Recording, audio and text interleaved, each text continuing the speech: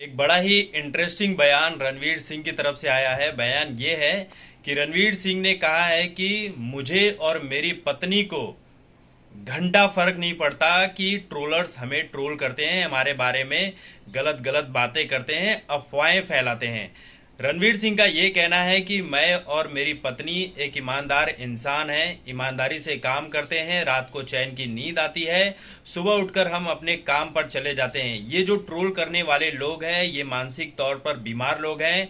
इनकी बातों को मैं गंभीरता से नहीं लेता हूं, क्योंकि ऐसे लोगों के ऊपर मुझे तरस आता है। मैं इनके ऊपर संवेदना व्यक्त करता हूं कि ये लोग इसी माहौल में जी रहे हैं और इनकी कही बातों का मेरे ऊपर कोई भी फर्क पड़ने वाला नहीं है, क्योंकि हम लोग ईमानदार हैं, ईमानदारी से काम करते हैं।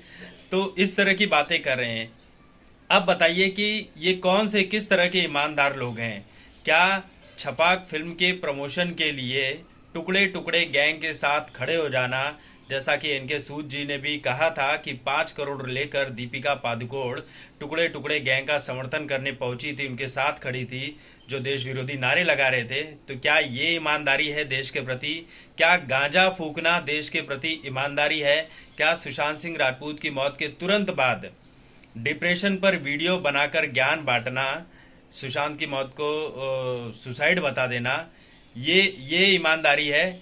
या फिर जो चीज़ें करते हैं, बहुत सारी चीज़ें हम बोल नहीं सकते हैं, सभी को पता है कि ये क्या करते हैं और क्या नहीं करते हैं। क्या रंग बिरंगे कपड़े पहनकर जोकरों जैसा बाहर निकल जाना, और फिर उसके बाद जब ट्रोलिंग होने लगे, आज रणवीर सिंह ये बोल रहे हैं कि हमें ट्रोलिंग का घंटा फर्क नहीं पड़ता है।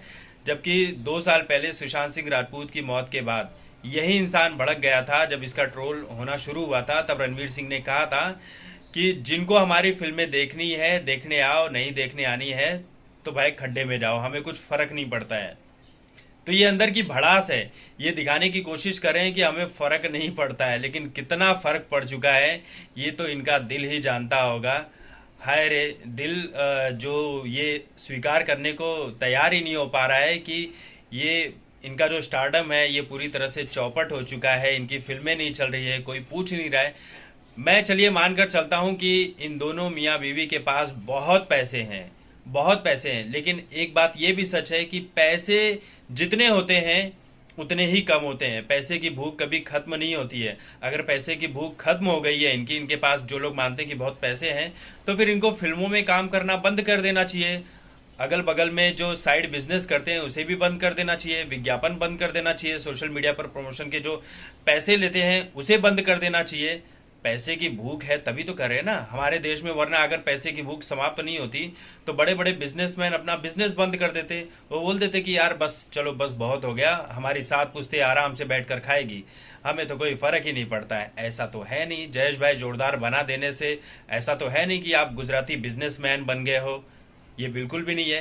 तो ये जो है अपने भीतर की भड़ास, जो फेल हो चुके हैं, जो इनकी फिल्में लगातार फ्लॉप हो रही है, दीपिका की 3 फिल्में लगातार फ्लॉप हो गई, रणवीर की 2 फिल्में फ्लॉप हो गई, तो ये भड़ास को छुपाने का एक तरीका है, all is well, all is well, all is well बोलकर सब कुछ साइड करने का है। और हमारे भाषा में कहें तो भाई हमें घंटा फर्क नहीं पड़ता, तेल लगाने गया, इस तरह का रणवीर सिंह दिखाने की कोशिश कर रहे हैं। और बाकी कितने ईमानदार हैं ये किसी को बताने की जरूरत नहीं है।